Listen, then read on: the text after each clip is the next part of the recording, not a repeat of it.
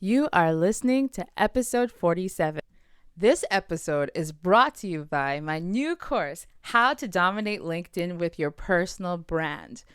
Do you feel like when you're on the LinkedIn platform, you're not really sure how to actually navigate it? Does it feel clunky or confusing? And do you have all these connections, but you're not sure how to really leverage those connections and how to really show up virtually in presenting your personal brand? Well, that is what this course is about. Because since September, I've gone from 1,500 connections to about 8,000 connections on LinkedIn. Not only that, I've gotten clients through my content, and people have actually reached out to me to speak for virtual speaking engagements. So if this is something that you would really like to capitalize on and take advantage of and learn about, then this course is definitely for you. And you can learn about it more in my show notes, and I will have the link to the waitlist just for you. And now on with the show. Hello, everyone. Happy spring. At least I hope you're having a happier spring now that there's starting to be some light at the end of the tunnel for this season that we are in. I wanted to just say thank you again for tuning in to the Okiki podcast. And today we have a very special guest. Her name is Kimberly Evans, and she is the CEO of Celebrating the Simple Life.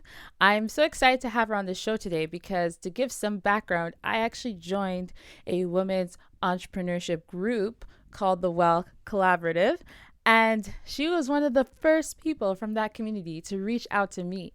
And not only did she reach out to me to do some collab work with her, she actually featured me on her podcast, which is one of the top podcasts in our province. It's going very, very well. And she has interviewed so many guests as well. So you definitely have to check out her podcast, which goes by the same name. So today we're going to learn a bit of her passion around event planning and how to get a podcast going if that is a passion of yours as well. You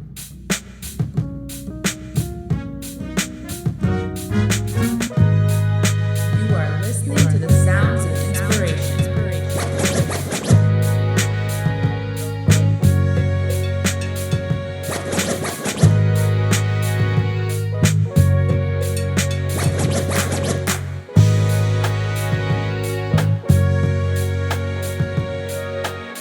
Welcome to the Okiki podcast, where we make inspirational people known. Brought to you by your host, Fian O'Brien. You are listening to the sounds of inspiration.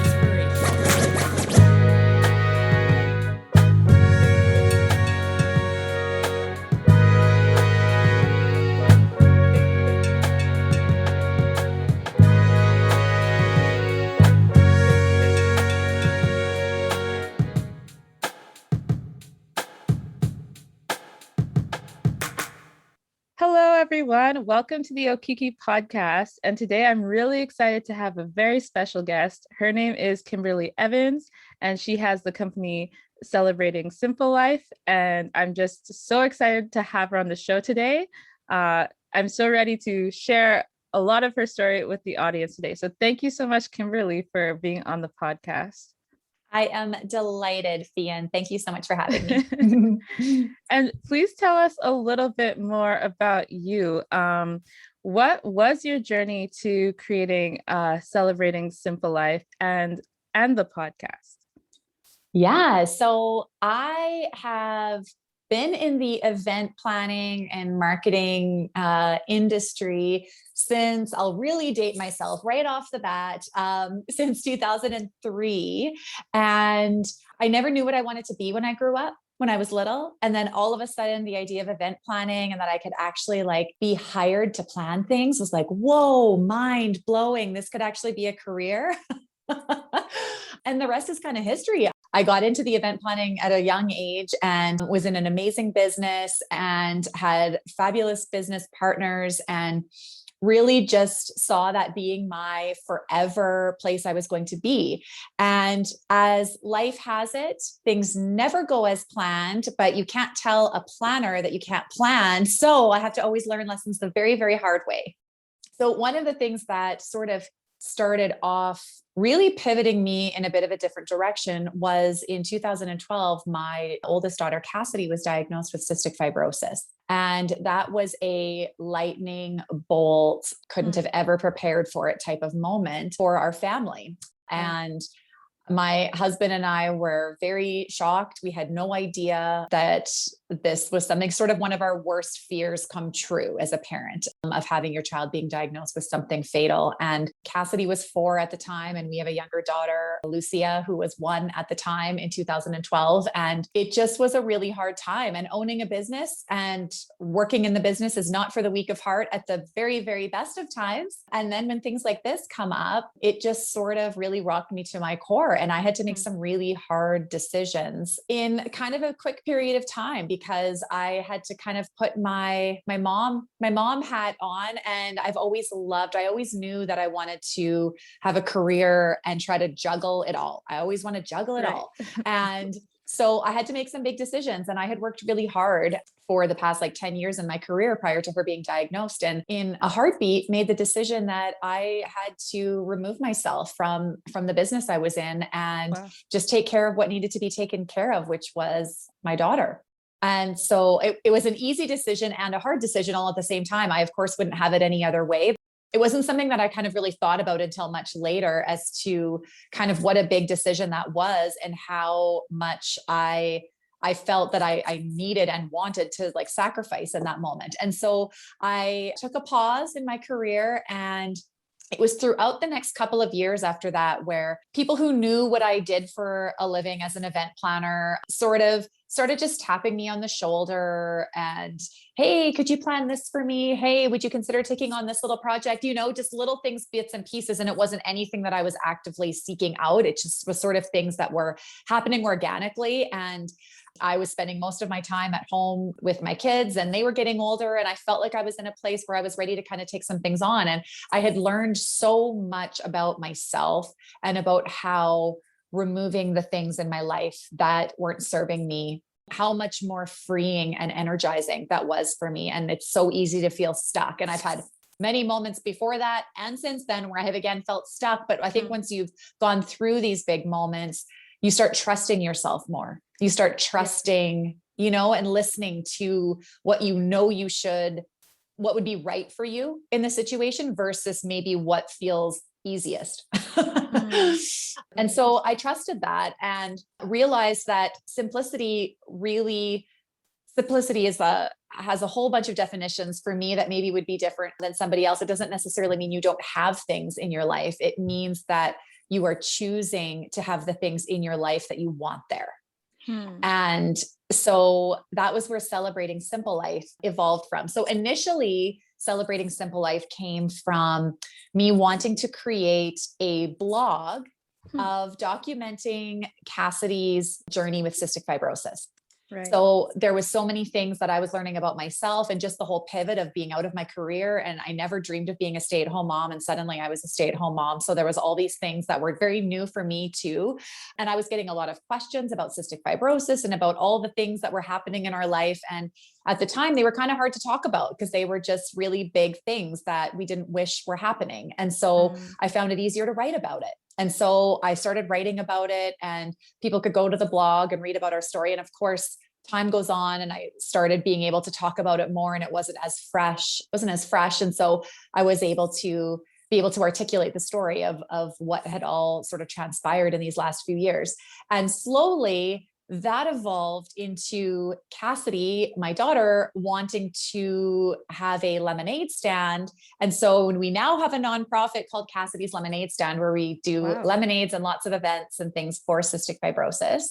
Yeah, which ended up freeing up Celebrating Simple Life. I was like, well, what's this going to be now? Celebrating Simple Life could have just dissolved, but I was like, you know what? I feel like this sounds like what I want my next chapter to be. And so I kept the same name that I had kept for our nonprofit, which now was its own little entity as a lemonade stand, and turned it into the overarching umbrella of my business, which is event planning and business events and retreats and those types of things for mainly small business owners is whom I focus on right now. And then the podcast came to fall under the umbrella as well, which started back in 2019. And so that's kind of just sums up how celebrating and simplifying your life can really lead to places that you never saw coming.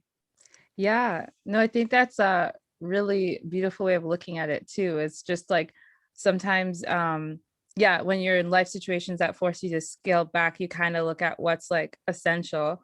And it was kind of cool that even out of you spending more time with your daughter, that she too was inspired to start something, and get some of that influence as well. So I think that's really cool that she's even taking her story and seeing where she can support people in it. That's a really beautiful thing to learn at such a young age. And then of course, seeing where you can re-engage some of those passions you have. So I guess for you then, what kind of changed a lot when you did relaunch Celebrating Simple Life based on what you've learned and the experiences you've had, and what also kind of prompted you to start this podcast? And why was that something you felt would be a good tie-in to what you were already doing?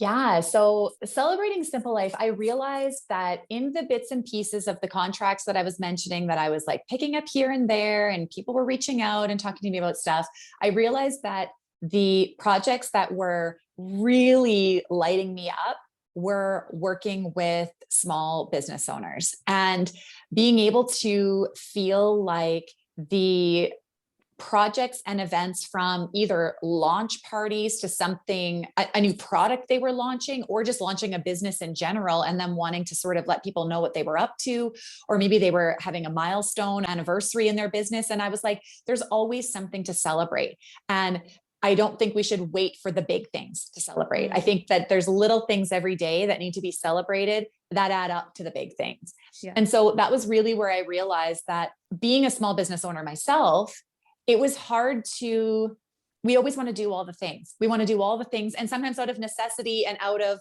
just trying to figure out how to scale and grow our business, we are kind of feeling forced to do all the things because we have a budget. We don't have money just flying around. It's all coming out of our bottom line ourselves. So we're trying to always figure out how to grow and scale in a mindful way, I think. And sometimes that can lead to burnout before you even get started, because there's just so many things to pay attention to, right? And so I wanted to be able to be somebody who could not only be somebody coming in for a project, but really understand somebody's business, understand what it is that they're doing. And it's so much easier to do that when it's a small business, because you're speaking to the owner, you're speaking to the person who is feet on the ground, trying to do the things, and maybe has a small team, maybe doesn't, maybe has some contract staff, maybe doesn't, but there's just a lot of things. And my heart just wanted to help. I wanted to help them, and I wanted them to feel validated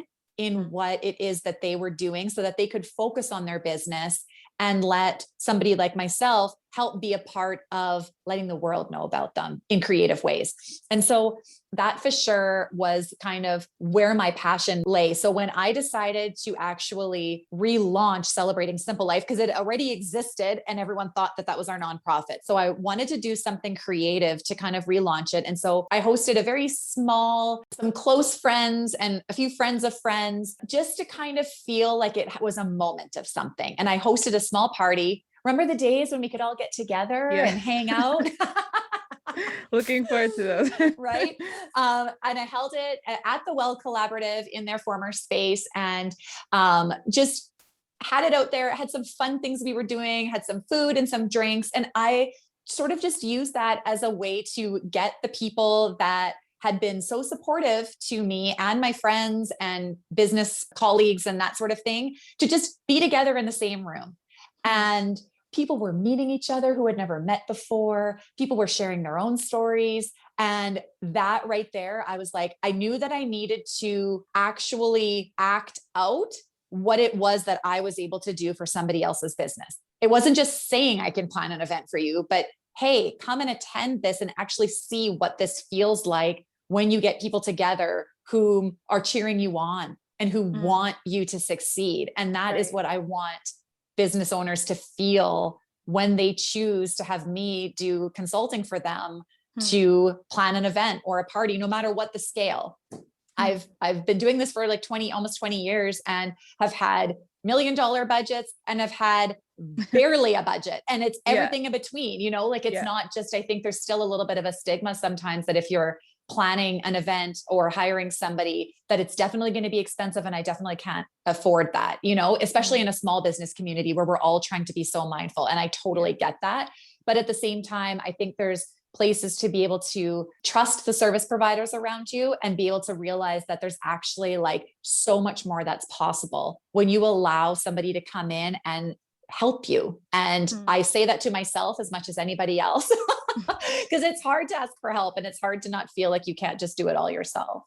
I really like how you explained how you basically created like an event to launch your brand as an event planner. I think that's so cool. And even like to kind of go off of that too, like practically, because like you're saying, a lot of people don't realize they can reach out for help with different small business owners, service providers. It can seem intimidating. So along with your launch, what were some of the initiatives you took to really make your brand known and make that something that people could be comfortable with or visualize themselves? Because I know as an event planner, you really can have the vision and visualize the ambiance and the environment you're trying to create for people. So what was your process of doing that?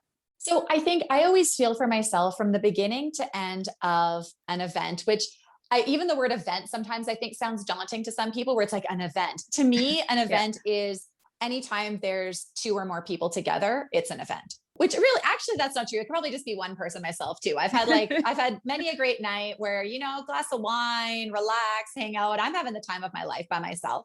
But 2 or more people means you are actually in community. You are connecting with somebody else. And for me, I feel like the experience of bringing people together is what lights me up. And I use this example a lot, but you know, when you are at an event or a party, or even just in somebody's home, which again, all of us are trying to remember what that feels like, but you know, when it feels good, you know, that feeling of like, you can't describe it. There's just this energy and this feeling of, wow, I'm having a good time. Everything's flowing. I'm connecting. I'm having great conversations. I had something really delicious to eat, something nice to drink. And it doesn't have to be fancy, is not what I'm saying. But there's this feeling because there was thought that took place in putting these things together.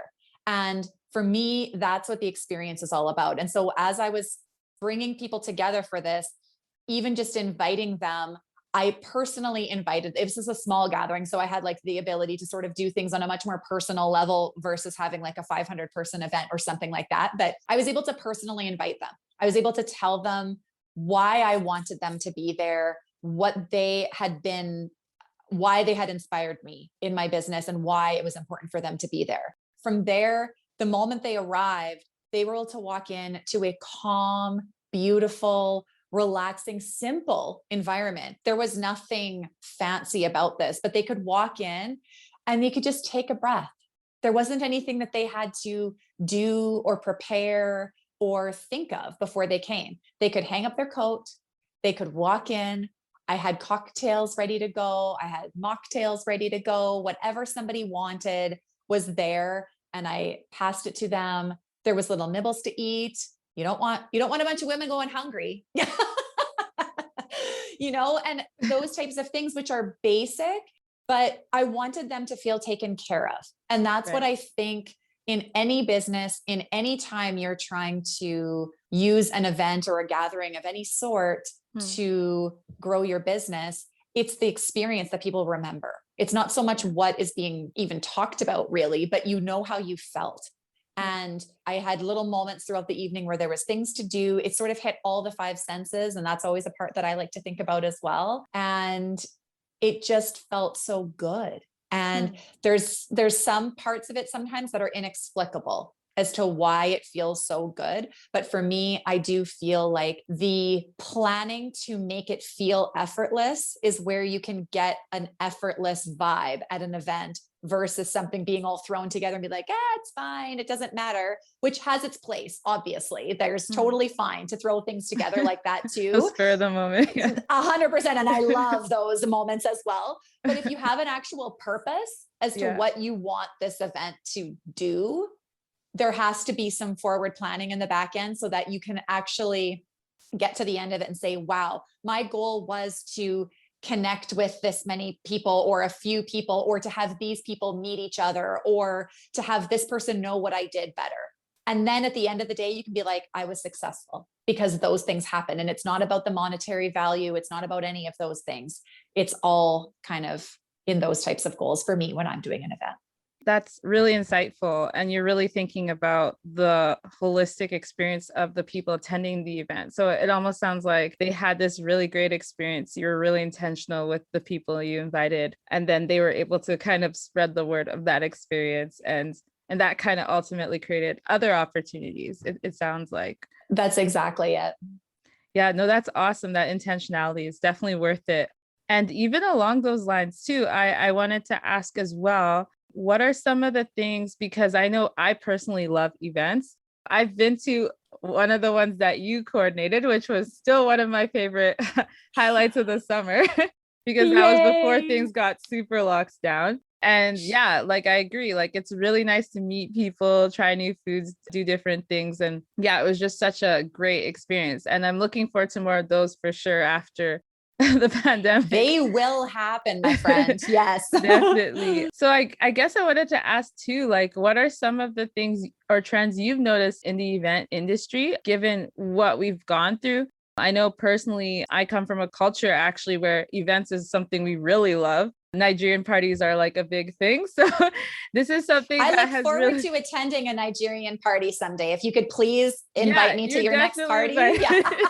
You're definitely invited.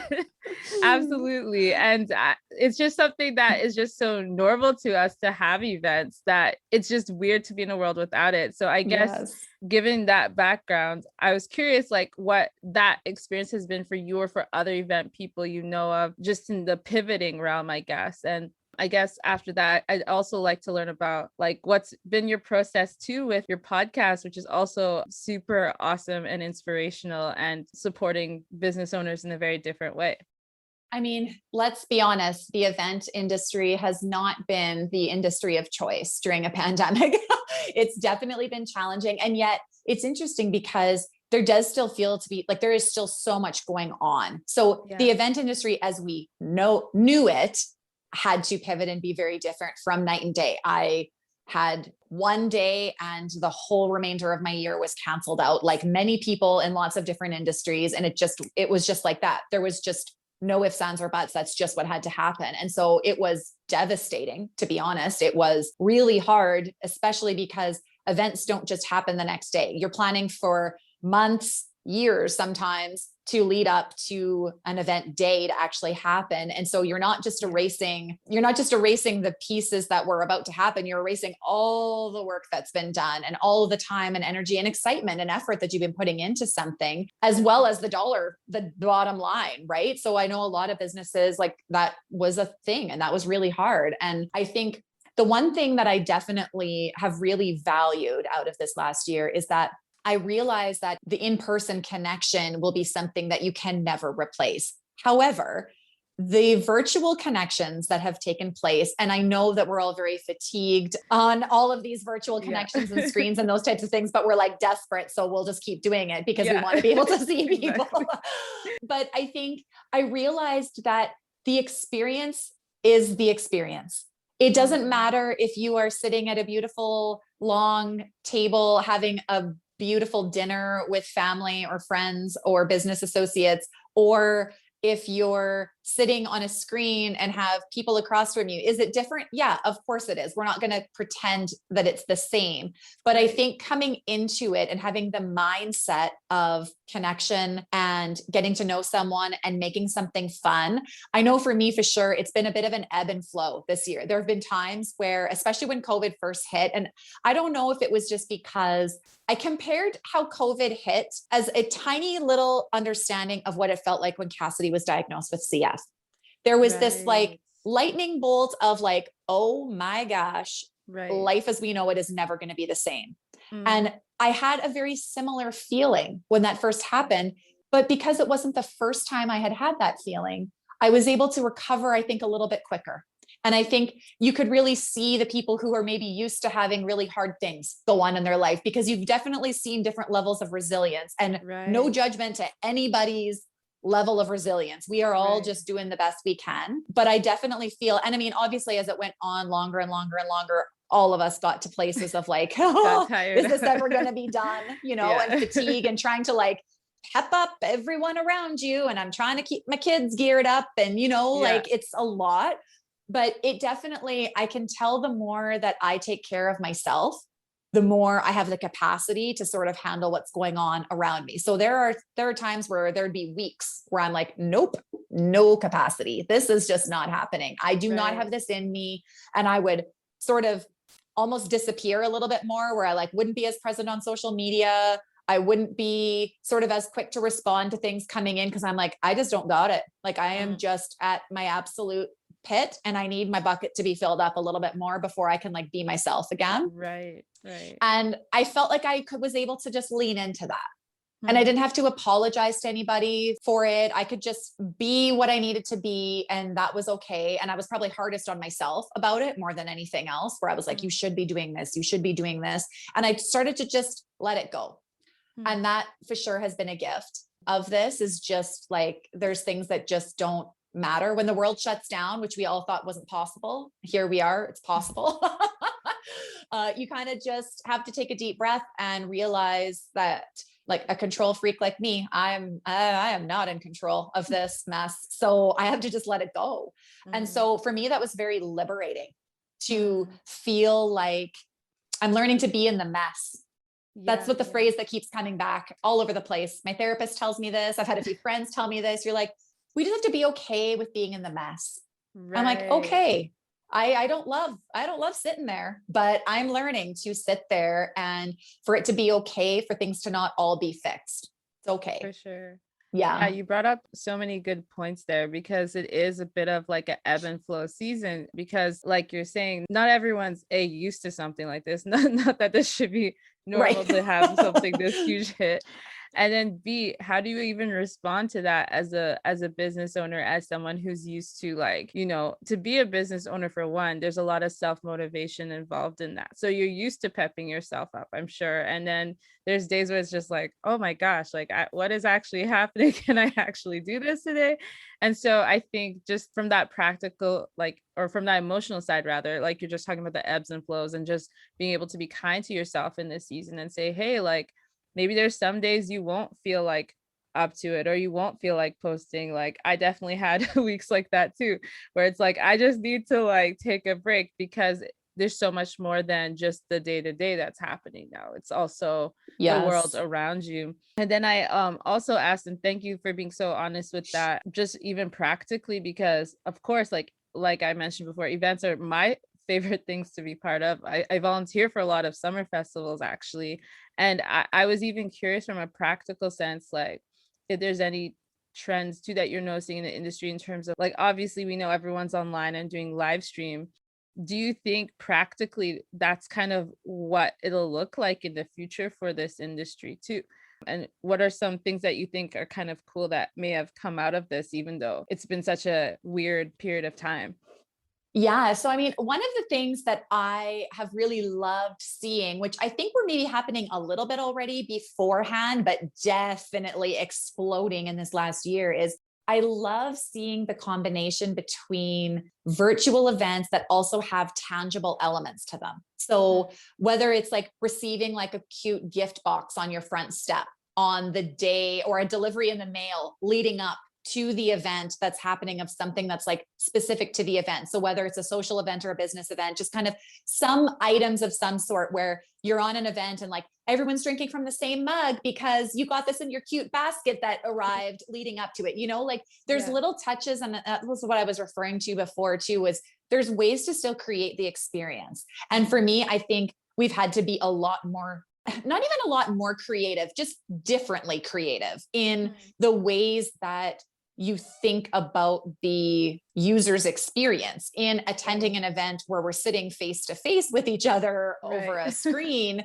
versus what would be on the table, or what they would see when they walk into the event center, or what they would take home in their little swag bag, or, like all of the things that would be kind of common pieces of it. How do you make the interactive piece of an event? And really, with technology, there's actually a million more things that can be done than just a standing in person type of scenario. So I think both of them have pros and cons. I don't think virtual events are going anywhere anytime soon. I think this is going to be our reality for a while, but I think that the event industry is going to be very happy with the boom that is going to happen once we are allowed to get back together, because everybody's going to want to. But I think we've really realized what can happen virtually. I think before there was a lot of times where, and there's always the jokes, right? Like, oh, that could have been an email. We wouldn't have had to actually meet about that. And I think that's the same kind of thing that's happening here, where you realize sometimes maybe there was not a reason for us to need to get together for this. Like maybe we could have done this simpler or easier and still had the same result out of it. And then other times, yeah, this is definitely a need to get together, and this needs to be done in person. We would choose that over virtual. Right. So now you feel like there's almost more options now for event planners, and there's almost more creativity, whereas before it was kind of like more traditional, I guess. I think so. And I think what I've definitely noticed, even especially from even a podcast standpoint, first of all, listenership is like up like crazy, because podcasts are just like consuming during this year. And I know myself too, I've been way more consuming of podcasts. So that's been really exciting from the podcast side of it. But I think it's definitely, as a podcaster myself, it's definitely given me a whole new world and a whole new window of even just courage to ask certain people whom I maybe wouldn't have considered asking to be on the podcast before. My mind has been broadened immensely as to what I feel is possible from having guests on the show and letting the world be my repertoire of guests versus only thinking, who can I see in person? While local guests are obviously like love having local people. But because I've had to meet virtually with everybody, whether it's local or further away, it's kind of made other people feel local even when they're not local, because it's all the same format. Yeah, no, totally. And that's actually a great segue, because I was going to ask you more about your podcast, because that's a whole other operation in itself, even though it's with the brand and it has the same name actually, and you all should look it up. What kind of, how did you get that going, and what were you hoping to do with that? And how has that changed over time since you started it till now?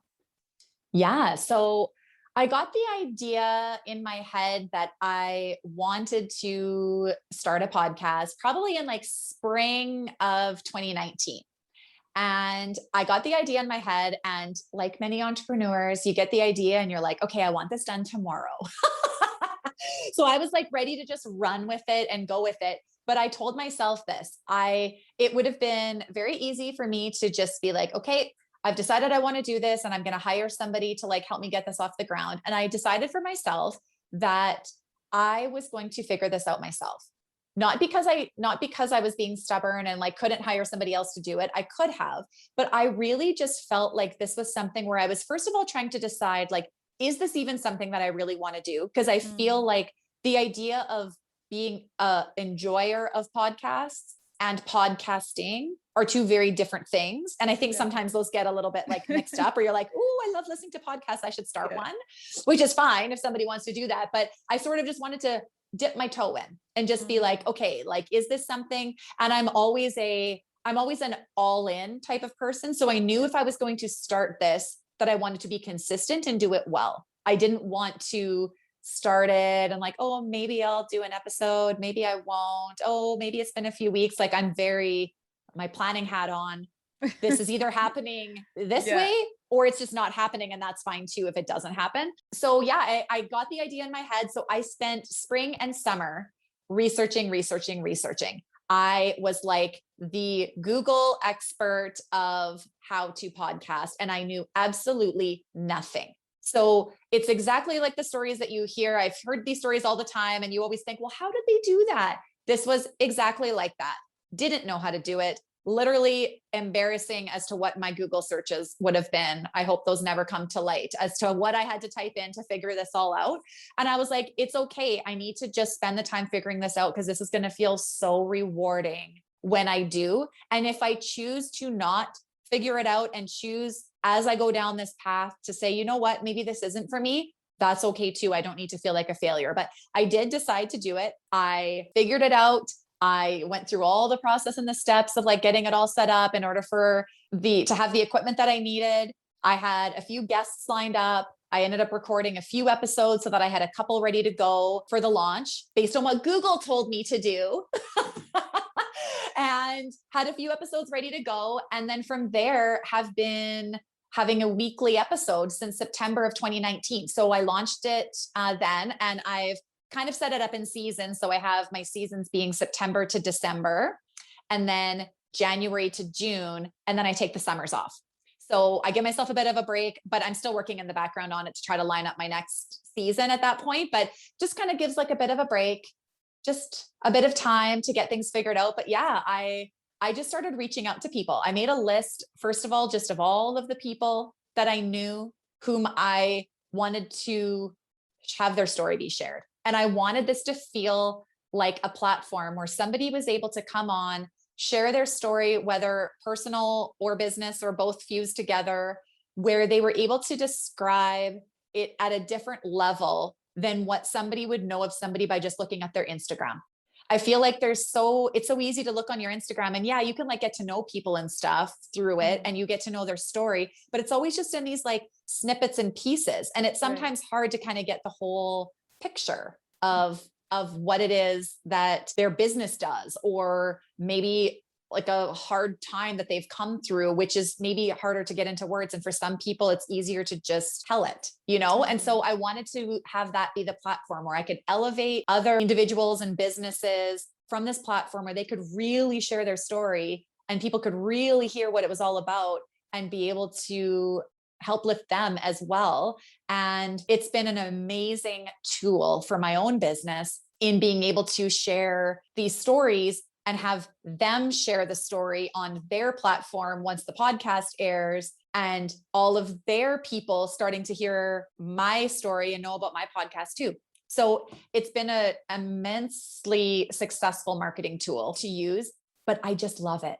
That's the thing. Like, it's a lot of work, as you're very aware. It's a lot of work and it takes a lot of time and energy. But yeah, it's been an incredible tool and it's been like so therapeutic for me too. The things that I've learned and the ways that I've grown because of all the stories that I've been blessed to hear has been life-changing. And I just absolutely love it. I want to keep doing this forever. Yeah, I definitely have to agree. It's kind of like, I think you started, I love how you said like listening and starting one are two different things. And I'll get into that in a minute here too. But I like how you said you ultimately wanted to see if this was something you really loved and felt passionate about.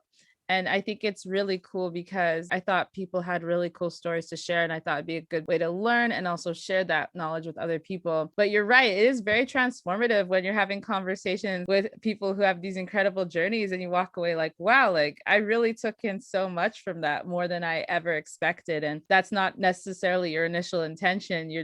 It does impact you to hear so many incredible voices. So I have to agree with that. And even on a practical end, like you said, I don't know if you noticed, but I noticed that when the pandemic started, all of a sudden everyone was starting podcasts. Like before, it seemed like this weird, like random thing that I was doing. And I think you're the only other person I knew of in the city who actually had one. And then suddenly it was like everyone and their dog was starting a podcast. And so whether they lasted very long, whether they didn't, I think when people are at home, they figured, oh, it's just something to start. And not that there's anything wrong with people trying, like you said, you can try and see if it's for you. But what would be the kind of advice you give to someone if they're thinking of starting one? And yeah, how would you kind of direct them in that? Yeah. I mean, first of all, like any part of your business, which I consider the podcast to be part of my business, it generates its own income now through sponsorship and advertising on it and that sort of thing. So it's its own little entity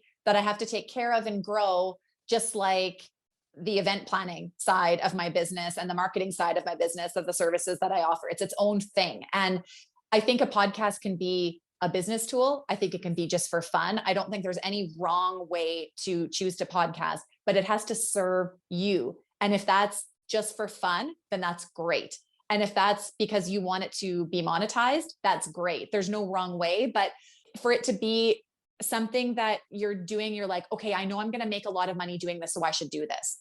It's usually not going to be sustainable then. If it's something that you're hoping is going to get something out of it, has to be something that you love first. Because I don't know of anybody else who has started a podcast and immediately been like, wow, this is really, really bringing in the funds. I can quit everything else in my life because I'm a podcaster. Unless you do, because I don't know anybody like that yet. I mean, maybe those like top 10. That's right. And maybe people that already maybe have some sort of like influential status or something where they already have a large following and people are immediately like ready for this. But there is a Saskatchewan podcast network.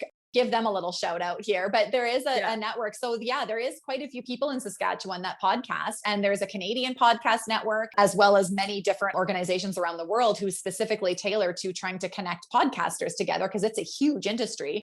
But I think it's really just, it's doing something because you want to do it. And I really was doing it because I wanted to, as well as I knew it was going to be a good marketing tool. And that was where I was dipping my toe in. If it wouldn't have felt like something that was really serving me for that, it wouldn't be something that's sustainable. It's just too much work to kind of have it keep going for no reason. But I think you have to have your why always, no matter what you're doing in your business. And if you're really passionate about it, and that can pivot many, many, many, many times throughout your life. It doesn't have to be something that just stands still, but it's very rewarding if you are doing it for the right reasons.